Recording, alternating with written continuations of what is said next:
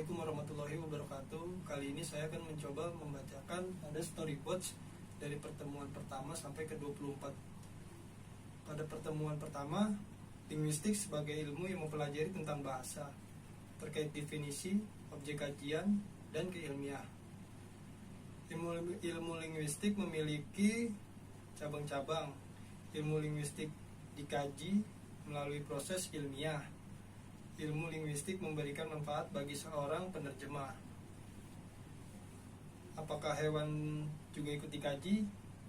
Jawabannya tidak, karena hanya manusia yang masuk dalam ranah linguistik. Pada pertemuan kedua, tujuan kita mempelajari linguistik bahwa tujuan mahasiswa sastra untuk mempelajari sastra seperti apa? Bertujuan untuk mempelajari sebagai ahli bahasa dan menjadi profesional dalam penelitian bahasa. Seperti objek kajiannya adalah bahasa pada umumnya. Objek kajiannya adalah bahasa pada masa tertentu. Objek kajiannya adalah struktur internal, bertujuan untuk teori belaka atau terapan. Objek yang digunakan untuk menganalisis teori atau aliran. Pada pertemuan ketiga, bahasa sebagai objek kajian linguistik hakikat bahasa, bahwa bahasa dapat digunakan bekerja sama dalam artian-artian dengan bahasa kita dapat bekerja sama dengan bahasa orang lain. Bahasa adalah sistem lambang bunyi yang arbiter, yang digunakan oleh para anggota kelompok sosial untuk bekerja sama. Bahasa sebagai sarana untuk menyampaikan secara linguistik dua buah tuturan dianggap sebagai dua buah bahasa yang berbeda kalau anggota-anggotanya dari dua masyarakat tuturan itu saling mengamati dan mengerti. Secara linguistik, pada umumnya, perbuatan bahasa dapat dibagi dua atas kegiatan, seperti berbicara dan mendengar, seperti menulis dan membaca. Sedangkan fungsi khusus bahasa menurut Jacobson dalam Suporno 2002, bahasa dibagi 6 macam, yaitu fungsi emotif, konatif, referensial, puitik, fatik, metalingual, yaitu adalah fungsi khusus bahasa. Pada pertemuan keempat, bahasa dan faktor luar bahasa. Bahasa pada bagian subdisiplin linguistik adalah dilihat sebagai linguistik bisa dikaji pada tataran linguistik mikro dan makro. Mikro dikaji sifat hakiki bahasa itu sendiri. Makro mengkaji bahasa dari faktor luar bahasa. Faktor segala hal yang berkaitan dengan kegiatan manusia di dalam masyarakat. Penggunaan bahasa menurut Delhaize menggunakan dan suatu komunikasi harus memperhatikan 8 unsur, yaitu unsur yang berkenaan dengan tempat dan waktu. Yang kedua, yaitu orang-orang yang terlibat dalam percakapan. Yang ketiga, yaitu maksud dan hasil percakapan. 4, yaitu hal yang menunjukkan pada bentuk isi percakapan. Yang kelima, menunjuk pada cara atau semangat dalam melaksanakan percakapan. Yang keenam, yaitu menunjuk pada jalur percakapan. 7, yaitu menunjuk pada norma perilaku peserta percakapan. Yang kedelapan, yaitu menunjuk pada kategori atau ragam bahasa yang digunakan, yaitu adalah speaking. 5, aliran dan sejarah dalam linguistik. Terbentuk tata bahasa tradisional dari zaman per zaman Renaissance dan menjelang lahirnya linguistik modern. Yang keenam, aliran dan sejarah dalam linguistik tata bahasa transformasi lahir dengan terbitnya buku Noam Chomsky yang berjudul Sintaktik Struktur. Kalimat yang dihasilkan oleh tata bahasa dapat diterima bahasa tersebut, dan tata bahasa harus berbentuk sedemikian rupa sehingga satuan atau istilah yang digunakan tidak berdasarkan pada gejala bahasa tentunya. Linguistik di Indonesia sudah berlangsung lama dan cukup semarak. Uraian berikut hanyalah sekedar catatan selintas yang ditulis. Pada pertemuan 7, fonologi berasal dan gabungan kata fon yang berarti bunyi dan logi yang berarti ilmu. Yang disebut fonologi yaitu ada dua unsur, fonetik dan fonemik.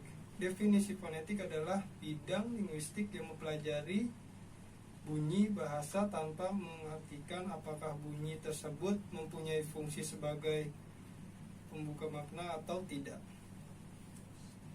Pada pertemuan 8, klasifikasi bunyi. Umumnya bunyi bahasa dibedakan atas vokal dan konsonan. Bunyi vokal dihasilkan dengan pita suara terbuka sedikit, dan bunyi konsonan terjadi setelah arus udara melewati pita suara yang terbuka sedikit atau agak lebar diteruskan ke rongga mulut atau rongga hidung dengan mendapat hambatan di tempat-tempat arti tertentu. Pada pertemuan 9, objek penelitian fonetik adalah fon, yaitu bahasa pada umumnya tanpa memperhatikan apakah bunyi tersebut mempunyai fungsi sebagai pembeda makna kata atau tidak. Identifikasi fonem, mencari sebuah satuan bahasa. Alofon dalam bahasa Inggris, ketiga macam alofon itu tidak dapat dipertukarkan. Klasifikasi form yang berupa bunyi yang dapat sebagai hasil segmentasi terhadap arus ujaran disebut fonem segmental. Pada pertemuan 10, hakikat morfologi di dalam kajian linguistik. Morfologi berarti ilmu yang mengenai bentuk-bentuk dan pembentukan sebuah kata. Seperti definisi morfem adalah satuan bahasa yang turut serta dalam bentukan kata dan dapat dibedakan artinya. Klasifikasi morfem dapat dikelompokkan sebagai morfem bebas dan morfem terikat, dan morfem segmental adalah morfem yang terjadi dari form yang susunan fonem segmental. Morfem yang bermakna leksikal merupakan satuan dasar bagi bentuk. Morfem untuk merupakan morfem unsur-unsurnya bersambungan secara langsung. Morfem beralmorat zero adalah salah satu almorfat tidak berwujud bunyi segmental maupun subsegmental, melainkan berupa kosongan. Pada pertemuan 11, hakikat kata. Kata adalah satuan bahasa yang memiliki satu pengertian, yaitu pembentukan kata, infektif, dedikatif. Klasifikata verba, nomina, adjektiva, kata ganti, kata petunjuk, kata bilangan, penyangkal, kata depan, kata penghubung, dan kata keterangan, kata seru, dan kata sandang. Pertemuan 12, proses morfemis, afiksasi dan pengelompokannya. 1. Definisi afiksasi, proses pembentukan afiks pada sebuah dasar atau bentuk dasar. Yang kedua, macam-macam afiks, prefiks, infiks, sufiks, konfiks. Yang ketiga, ditinjau dari alasannya, afiks asli, afiks asing. Ditinjau dari produktivitasnya, afiks improduktif, afiks produktif. Pada pertemuan 13, sintaksis, hakikat sintaksis. Sintaksis adalah menempatkan bersama-sama kata menjadi kelompok kata dan kelompok kata menjadi kalimat.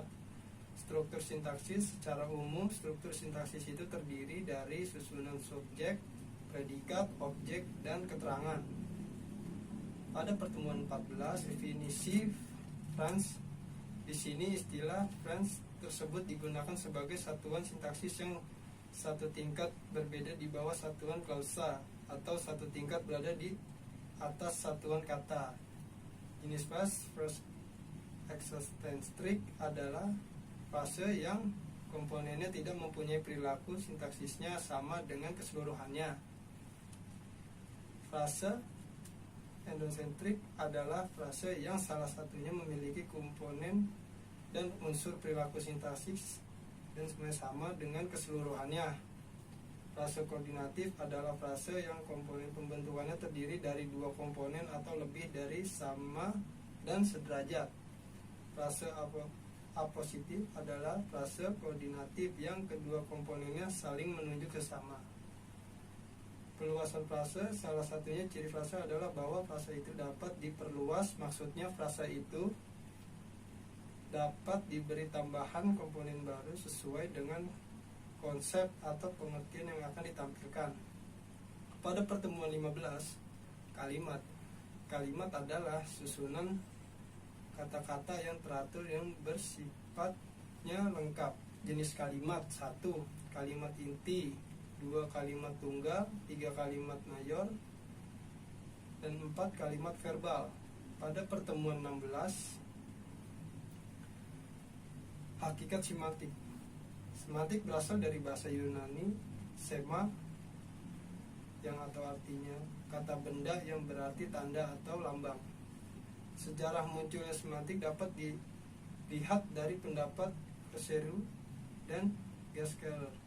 Semantik sebagai subdisiplin linguistik muncul pada abad 19. Manfaat semantik bagi seseorang wartawan atau orang-orang yang berkecimpung dalam dunia pesurat kabaran atau pemberitaan, mereka barangkali akan memperoleh manfaat praktis dan pengetahuan mengenai semantik. Pada pertemuan yang 17, segitiga semantik secara singkat dapat dibuat gambaran mengenai hubungan antara pikiran atau konsep, reference, dan simbol untuk memahami bahasa.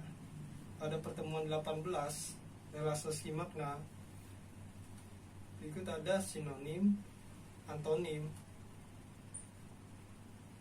hononimi, homogra, homofon, hiponimi, ambiguity, kedondasi. Pada pertemuan 19, hakikat pragmatik. Ada beberapa definisi yang bisa kita pahami dari hakikat pragmatik.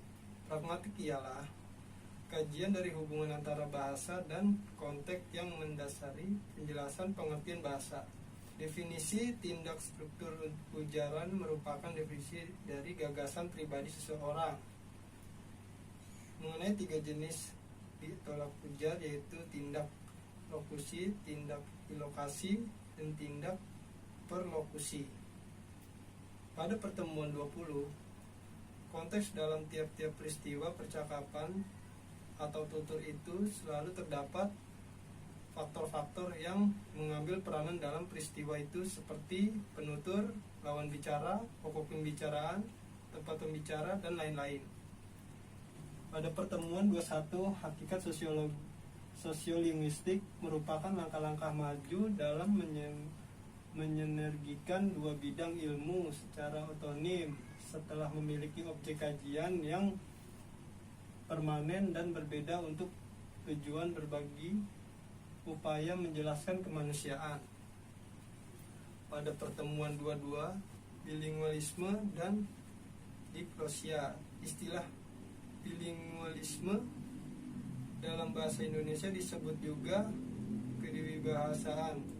Dari istilah secara harfiah sudah dapat dipahami apa yang dimaksud dengan bilingualisme itu, yaitu berkenaan dengan penggunaan dua kode bahasa, alih kode dan campur kode. Alih kode untuk memahami pengertian alih kode dengan lebih baik. kedua terlibat dalam percakapan yang topiknya tak menentu dan menggunakan bahasa Sunda. Campur kode adalah peristiwa peralihan dari satu kode ke kode lainnya dalam peristiwa tutur. Misalnya penutur menggunakan bahasa Sunda bercampur menggunakan bahasa Jawa. Campur kode merupakan salah satu aspek ketergantungan bahasa Jawa. Pada pertemuan 23, pengertian psikolinguistik kajian eksternal bahasa melahirkan disiplin baru merupakan kajian antara dua bidang ilmu atau mempelajari bahasa sebagai salah satu masalah kompleks manusia. Selain berkenan dengan masalah bahasa, juga berkenan dengan masalah kegiatan bahasa. Secara etimologi sudah disinggung bahwa kata psikolinguistik terbentuk dari kata fisiologi dan kata linguistik. Begitupun pada pertemuan 24, gangguan berbahasa. Di garis besar dapat dibagi dua. Pertama, gangguan akibat faktor medis. Kedua, akibat faktor lingkungan sosial. Yang dimaksud dengan faktor medis adalah gangguan baik akibat kelainan fungsi otak maupun akibat kelainan alat-alat bicara. Sedangkan yang dimaksud dengan faktor lingkungan sosial adalah lingkungan kehidupan yang tidak alamiah manusia seperti tersisih atau terisolasi dalam lingkungan kehidupan masyarakat manusia yang sewajarnya. Berikut yang sudah saya sampaikan, kurang lebihnya mohon maaf. Wabillahi taufiq wal hidayah. Wassalamualaikum warahmatullahi wabarakatuh.